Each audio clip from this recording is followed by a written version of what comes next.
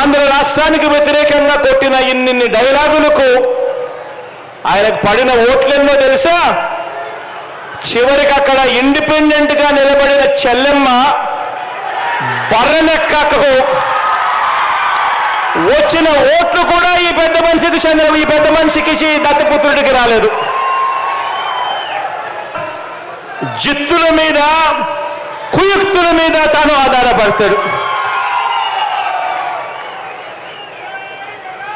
ఈ పెద్ద మనిషి మరో వ్యక్తి మీద కూడా ఆధారపడతాడు.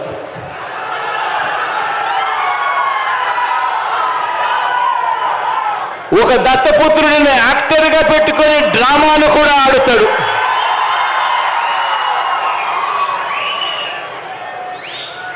ఈ దత్తపుత్రుడు ఎవరు అనంటే, ఎలాంటి వాడు అనంటే, మొన్న తెలంగాణలో తాను పోటీ పెట్టాడు. తాను తెలంగాణలో అభ్యర్థులను నిలబెడుతూ పోటీ పెడుతూ తెలంగాణలో తాను అన్న మాటలు వింటే నాకు ఆశ్చర్యం అనిపించింది. ఆ పెద్ద మనిషి దత్తపుత్రుడు అక్కడ తెలంగాణలో తాను అంటాడు, తెలంగాణలో తాను పుట్టినందుకు తెగ బాధపడిపోతున్నాను అని చెప్పి అంటాడు. తెలంగాణలో తాను పుట్టినందుకు తన దురదృష్టం అని చెప్పి కూడా అంటాడు.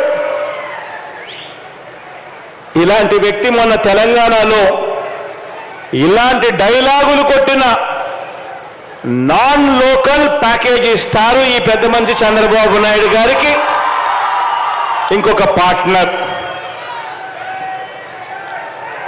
ఈ పెద్ద మనిషి ఆంధ్ర పాలకులకు చుక్కలు చూపిస్తా అని చెప్పి తెలంగాణలో డైలాగులు కొడతాడు.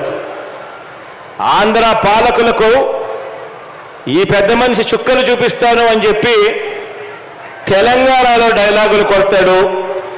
ఈ ప్యాకేజీ ఇస్తారు, ఈ మ్యారేజ్ ఇస్తారు.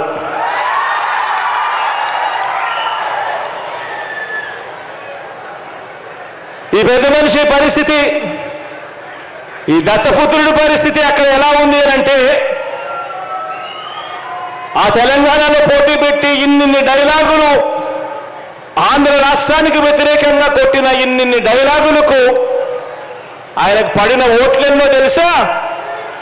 చివరికి అక్కడ ఇండిపెండెంట్ గా నిలబడిన చెల్లెమ్మ బర్రెనెక్కకు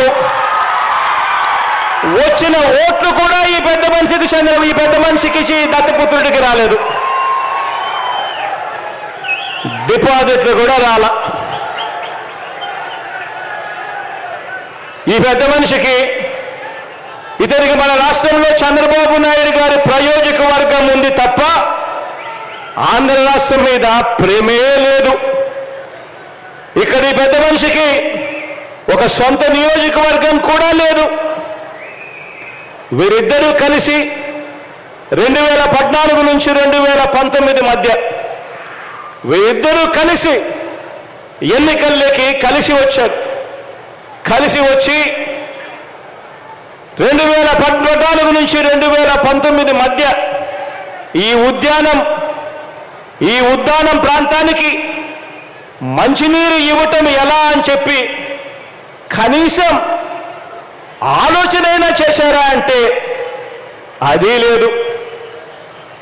2014 నుంచి 2019 వీరిద్దరూ కలిసి పోటీ చేసి కనీసం ఉద్యానం ప్రాంతం ఇంత దారుణంగా ఉంది, ఇక్కడ kidney research hospital, super speciality hospital ఇక్కడ నిర్మిస్తే ఇక్కడ ప్రజలకు మంచి జరుగుతుంది అని చెప్పి నిర్మించారా అని అంటే అది కూడా లేదు.